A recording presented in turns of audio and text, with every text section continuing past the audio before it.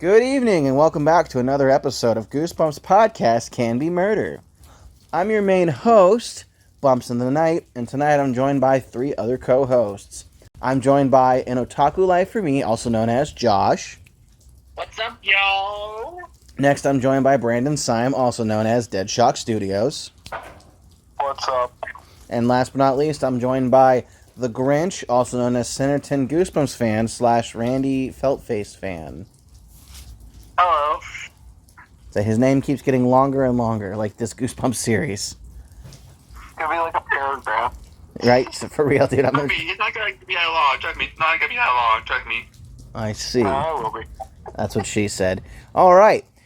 So today is our 11th episode, but we're reviewing the 9th book. We can do that. Or maybe it's our 12th episode. It's our 12th episode, and we're reviewing the 9th book. We're reviewing that one book named... Welcome to Camp Nightmare. Yes, Welcome to Camp Nightmare. But it's also known as Camp Night Moon. Yeah, that was... Oh. Ha! You son of a bitch. All right, so... Who has a plot synopsis for me, or do I need to break one out? I have one right here. All right, go ahead and read it. The food at Camp Nightmare isn't great, the counselors are a little strange, and the camping director, Uncle Al, seems sort of demanded. Okay, Billy can handle that. But where the other campers disappeared? His parents? Don't answer his letters.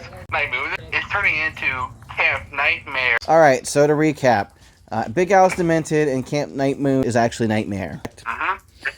Basically. Okay. Yeah. So, yeah, our book starts out with Billy, who's our main character. He's on a bus heading over to Camp Night Moon, which his parents sent him to. He also mentions a bit about how his parents are scientists and they go on dangerous expeditions now and again. That's going to be important later. Yeah. So, on the bus, we meet a bunch of the characters, and I do mean a bunch. We meet everybody, including some girls who we see on and off, because Camp Nightmare, or Camp Night Moon, is a co-ed camp, but they separate the genders by the lake. One side of the lake's all girls, one side of the lake's all boys. And everybody we meet, boy-wise, in the bus ride essentially becomes Billy's cabin mates. Off the top, we have Mike, who they say is kind of chonky, which, relatable. There's Colin, who's kind of like the rebel bad boy. Then you have Jay, and you have Roger. And then there's some girls that, you know, one of these girls is kind of Billy's love interest. I don't remember her name. I think it was Debbie, but I could be wrong. I think it was Dawn. Okay, that's fine. Like I said, there was just too many names to remember. Yeah, basically. From that point, the bus driver dumps the kids off in the middle of nowhere. Like, he just starts throwing their bags on the ground. They're like, this isn't Camp Night, man. What the hell, guy? And they hear a howling noise, and essentially a pack of animals charge at them. Yeah. Also note, the bus driver never really talks that much. I mean, he says like a few lines, but basically he's just like a barely spare kind of character in a way. He's a plot device. So he just doesn't say anything. He just goes. Yep, he's a plot device and definitely a drunk. So from that point, Uncle Al appears, and he's like, "Ha! Get on my bus, guys. We're going to camp." So Uncle Al loads all the kids onto his bus, because that's not creepy. Yeah, not at all. Alright, and then from that point, we reach camp, and we see Billy gets to meet his bunkmates, which, surprise, surprise, it's everyone we met on the bus. Good job, Arlstein, really setting up that plot. Thinking ahead. We have a moment where essentially Mike's bunk is just full of snakes. Like, I know in the episode there was one snake, but in the book it's like it was just full of snakes, and he fell into them and they bit the shit out of him. The boys work together to throw the snake-infested sheets outside. Mike runs outside holding his hand, being like, "Oh my god, it hurts so bad!" He goes to find the nurse, only to find out there is no nurse. Why is there no nurse? Also in the episode, if I remember correctly, during this time when they were asking for the nurse, Larry, I think it was, "Oh, we don't have no nurse, you can just do it yourself." Well, they essentially say in the book that Uncle Al doesn't have a nurse because he doesn't want to coddle them. It takes away from the whole roughing it feeling. But definitely, it was not planned well, because again, if that was a poisonous snake, that kid's dead. You know. Yeah. Put So. your hand on it. Be a man. Yeah, right, seriously. Put your hand on the burner. Burn it off. Be a man. Chop your weenie off and put it in a bonfire. Be a man. Fall down some stairs and then get arrested. Be a man. So they went over the rules at camp, and one of the biggest rules they really cover is to stay away from the forbidden bunk. So now we're transitioning. It's nighttime. It's the main big fire. The kids are all going to eat some of Uncle Al's burnt wieners. It's definitely s'mores. I can say that much. They talk about marshmallows and burnt wieners, and everyone's so hungry they devour Bert's wieners. Because Bert has the tastiest wiener out there, apparently. Literally, this is not the action for kids. I'm sorry. We're sorry. This one. Yum, yum. Yeah, so after gobbling up a bunch of Bert wieners, they all... I mean, the weird thing nothing to write home about, but We're not gonna ever have that seriously. They go to bed, and the next day they're playing like a half-assed version of baseball. I guess it's softball. It had a weird name. They're playing a game of baseball, and Larry, he doesn't like losing because he's a buck-toothed, ravenous child, and he decides to beam Colin in the back of the head with the baseball after getting an evil look in his eyes. yeah. Also, in the episode, that was the end of part 1, where they end with him getting hit with the baseball, if I remember correctly. Yeah, but in this one, it was not the end of the book, and it was more so just another step in the what the fuck is wrong with this place. And by now, between the snake bite and the concussion, you should get the feeling that there's definitely something wrong here. After baseball, once again, they're like, hey, we need to get Colin looked at because he got hit in the head. And Mike goes off with Colin because Mike's still in the story at this point. He didn't disappear like in the episode. So Mike and Colin go off because Mike's like, oh, my hand still hurts from the snake bite. Someone give me some mommy kisses. And when Colin comes back a few hours later and shows up at the bunker where they're staying, Mike's just gone. And all his stuff's gone too. So we don't know what happened to Mike, but Mike just, poof, gone. The counselors are actually like, wait, who are you talking about? We don't have that person here. Well, yeah, they do that in the episode, but they don't do that until we get to the next death in the book. It's the camp night or tent night, and now Billy's crew is essentially staying outside in a tent. Which, So in the book, we have, it's pretty much the same as the episode. Jay and Roger are like, oh, we're gonna go to the forbidden bunk, because mischievous children. And Colin's like, no, my head hurts too bad. I don't wanna. So Billy's like, oh, I'll stay with Colin. You guys go make out. And so they do, camp stuff. And Jay comes running back, and he's like, oh my God, it got Roger. This big monster got Roger. The big monster in the episode is Saber. Did they mention Saber in the book? Josh, did they? Yes, they did. Okay. So Saber, in both iterations of the story, got Roger.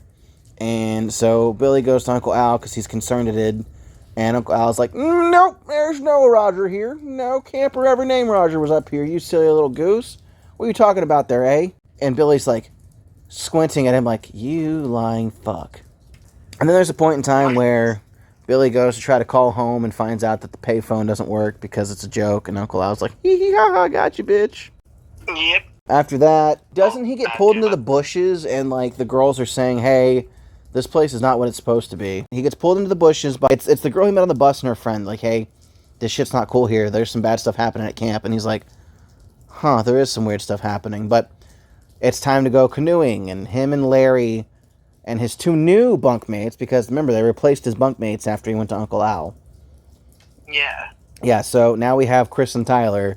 Colin and Jay are gone. So it's Billy, Chris, Tyler, and Larry are going on a canoe, and Larry falls in and practically drowns. We got this long scene where he's, disappearing in the murky water, but Billy saves him because he's the goat. And yeah, he goes to confront Uncle Al again, and Uncle Al's like, chill, it's cool, baby, chill. As he kisses him on the forehead, and he's like, I'll see you tonight. After that, so they're all woken up in the morning. We're kind of at the climax at this point. They're all woken up in the morning and told they're going on an early morning last-minute hike. And Billy's like, I smell what you're cooking, Uncle Al, and it's not a burnt wiener. It's some bullshit. I think this is where in the story they're going out to hunt the girls to escape the other camp. Yeah, so it's a last-minute hike, and they go off, probably 2 or 3 miles away from camp. Then Uncle Al lines them up all, and he's like, all right, give every boy a rifle. Not a crossbow, like in the show, but he gives them a rifle. Yeah. So everyone's getting a rifle, and Uncle Al's like, well, we have 2 escaped campies, and we're going to hunt them down. And Billy's like, no. And Uncle Al's like, yeah. And Billy's like, all right, man, fuck you. Yeah. So then Billy aims his gun and fires it, and it doesn't actually hit Uncle Al. He's just like, surprise, you did it, Billy. You passed. And Billy's like, what? And all of a sudden, all the campers who went missing, and then his parents all come out of the woods, and Uncle Al explains to him, hey, guess what? Big twist. You're at a government facility. We're all paid actors. And Billy's like... It also serves a robot animatronic wolf. I think this series has the best twist out of every book there ever was that was made, personally, in my opinion. Yeah, so then Billy's parents come in, and they do the exposition. They're like, hey, Billy, this was all a test because we're going on an expedition, and we needed you to pass so you could come with us. And he's like, well, where are we going, guys? And they're like, they look up. Planet Earth. Yep, and they look up at the planet Earth, and they said, we hear it's dangerous there, so we needed to make sure you were ready. And the twist is that they're not from Earth, but pretty much everything else is pretty much Earth-like there. I'm guessing they're from Mars. Well, you know, so maybe in the book... Logistically, that would be the only planet that you could probably see Earth from. Well, in the episode, as close as Earth was in that shot, they had to be on the fucking moon. Yeah, it would make sense, too, yeah. But I have a question. That was a really good twist. Go ahead, Grinch. If they were on the moon, how would there be water? How would there be trees? Like, I guess a facility, I get that part. Yeah. But in the episode, you can definitely tell it looks realistic and not like a facility or anything. I'm excited to answer this, honestly. It's just weird. So here's the thing. I want you to think about this. We have now recently, at least that's what they state by NASA, we've now recently found a way to break through that last layer of radiation and atmosphere so that we can actually go all the way back to the moon. So, how the hell did we, in the 60s, with literally a tin can, go to the moon? But now we couldn't do it. We lost the ability to do it, even though we have technologies better. The moon landing was faked, my guy. We don't know what's up there. There's a reason you can't astral project to the moon, and for all we know, the moon's cloaked. It could have life on it, and we don't know. If you looked outside at the moon right now... It's just for seeing the shiny all over again. I guess, but my point of the matter is, you don't know until you know, and we don't know what's on the moon, really. Yeah. So, verbatim, yes, I see what you're saying, but in the name of science and fiction, I have to say, I don't necessarily agree. Okay. But they could be Martians, or it could be an unknown planet, because it is a Goosebumps book. Well, when I was a kid, this was my uncle's favorite episode to watch with me, just because of the ending alone. And I remember we were talking about one time when I was like 12, where he's like, well, logistically, it could either be Mars or the moon, or Venus. The moon's not really inhabitable, and Mars once was inhabitable, so it makes more sense to be Mars. I've got a fun fan theory for you. What? I have a feeling, and it's not canon, and I can't prove it, this is just my personal opinion, that this book is connected to My Best Friend's Invisible. That could be it. Or I it think... could be Earth Geeks Must Go. It could be, but I personally think that this book, Billy's parents were the first of these, like, second-faced having aliens in the back of their head to come to Earth. And once they realized Earth could be dominated, they essentially started hunting the humans and took over the planet. That's what I think happened. Yeah. Here's the thing. Well, with My Best Friend's Invisible, I read that book a lot, and if I remember correctly, when they were doing the whole testing, nobody, I can tell you, turned their head around to face the other side. Like the Earth Kings Must Go, I can maybe understand that one, but My Best Invisible was set before we figure out about the can thing. Apparently, the kid in the book who was friendly with this Invisible was actually a kid who was the last surviving kid of the human race. Yeah. So how Billy and his family come to Earth, take over it, and then suddenly find an invisible boy, and then sounds like, oh, we're not gonna hurt you. No. So I'm not saying Billy's family took over Earth. They were the first contact. What I'm saying is Billy's people took over Earth. Now, the family that's involved in Let's Get Invisible is a completely separate family, but nonetheless, is from the race Billy's from, is what I'm saying. Does that make sense? Yeah, that's making more sense. But that's just a theory. A Goosebumps theory! Let's not get too far off the strand here. Let's start here. Brandon, do you think that this book matched up well to the episode? Yes. Okay. Josh, do you think this book matched up well to the episode? Yes, it did, because again, like I said, it was my uncle's favorite episodes to watch with me, as well as his favorite book that I read to him, so... Plus, the twist is just, I think, A tier. Okay, I agree. Grinch, do you think this book matched up well to the episode? Yes, but here's the thing. If I could change one thing about the episode, is that have them actually have the rifles to make it more make sense, and then the camping thing. But I feel like the guns make more sense.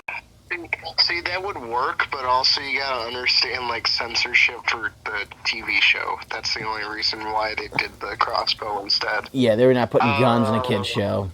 Because, you know, like, that's not really kid-friendly just to be like, hey, here's a gun. He told Robot Chicken, who takes every cartoon from kids and made them into adults, so... Yeah. That's an adult show, That's though. completely different because you're not giving a kid an actual gun. Yeah. Like when the kid from Are You Afraid of the Dark lights himself on fire because he's an idiot.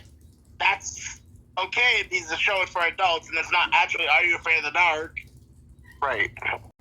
Yeah, Goosebumps is for kids, so that's not really, like, kid-friendly. Well, some parents would disagree with you on that, I can tell you that much. Especially back then when the book was first released.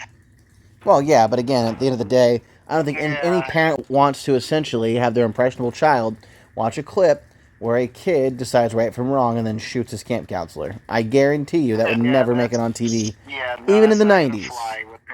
That's gonna be like, nope, my kid's not watching this. I was gonna say Goosebumps was already being challenged. They could not do the guns. Here's my thing. With like Ghostbusters and the other things that were PG, like Goonies, like they had a lot of swear words and they're like so cold, kid friendly. That was the 80s and they didn't have PG-13 yet, so a PG movie you could get away with a lot more. Well, it depends on the movie as well. Like, right, like granted, but hey, let's stop. We are. You had literally Nazis' faces melting off for a PG fun movie. fact real quick about that. Indiana Jones and the Temple of Doom is the movie that started the PG-13 rating. Guys, we are way off track here, so as cute as this fucking conversation is, we're going to put a pin in this, and it's simple as this. Guns is a no-go and Goosebumps is a show. Moving forward. Brandon, what's one thing you liked about the book? Twist. Easily the twist. I mean, I can't argue with you there. It was a good twist. Josh? The twist for me, plus I like the story. It was our first camp book, I'll give you that. Alright, Grinch, what's one thing you liked about this book? Definitely the villains, because they seem a lot more threatening this time, unlike the camera or the monster blood in a way. Alright, for me, I personally liked that up until the end, and don't get me wrong, the twist was really good, but up until the end, these are scary situations for a kid. Think about it. You go to summer camp and someone gets bit and there's no nurse. How terrifying is that? Yeah. You know? Like, this summer camp almost felt like it was built to kill kids, and that's scary because not everyone is excited to go away to camp because, again, you're away from your family, you're out of your element. I think, honestly, R.L. Stine struck a real chord there with kids and their fears with that. So I like that it was just, there was a lot of realism to it for a fictional novel. Okay, Brandon, what do you think the true villain of this book was? I'm gonna pull a little bit of a curveball on you. I think the villain of the story was the parents. Okay.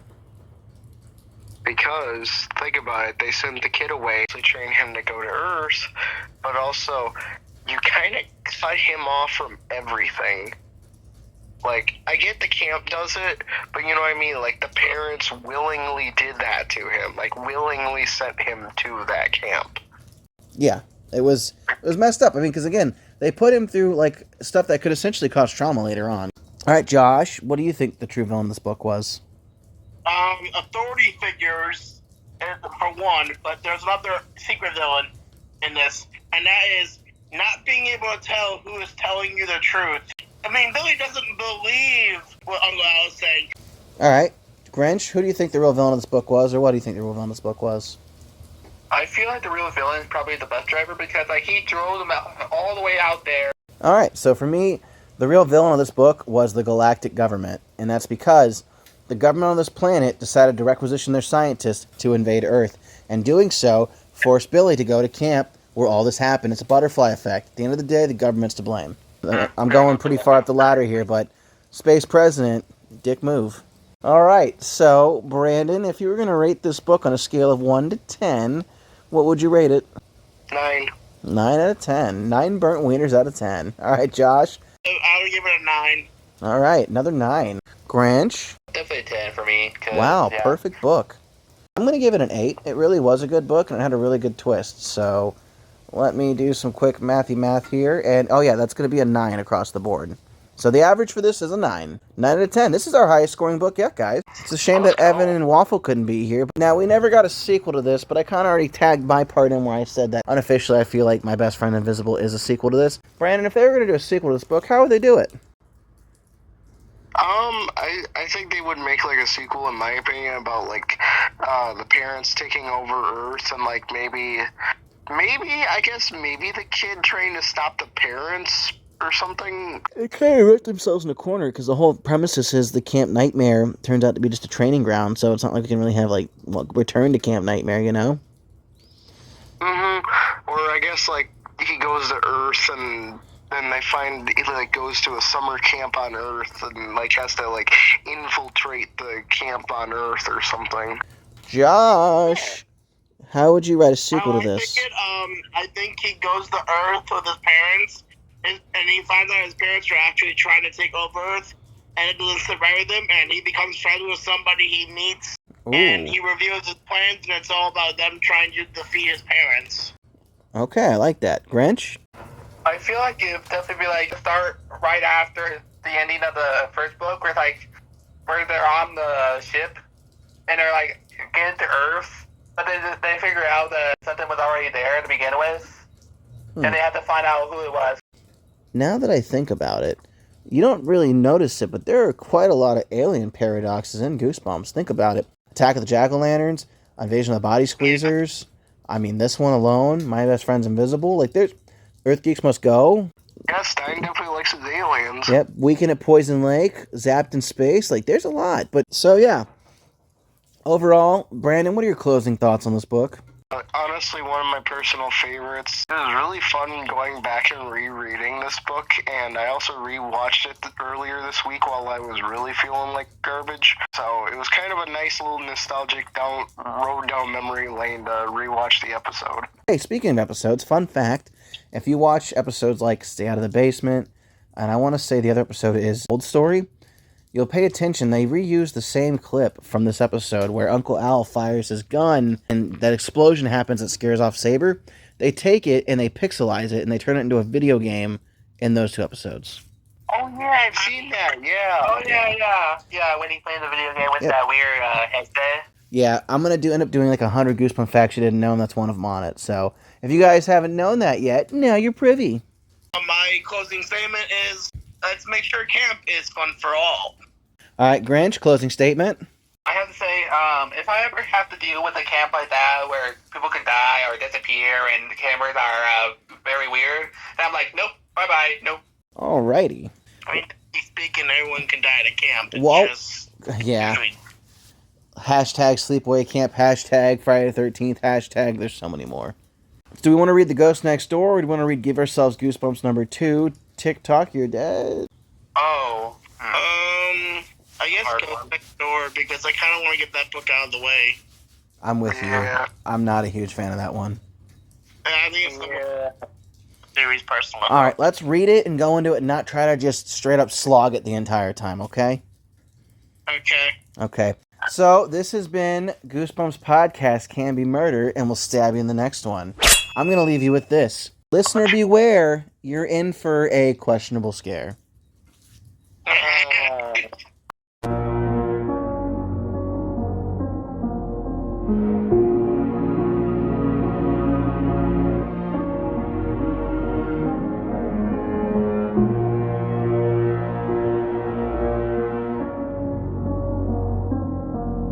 Mm-hmm.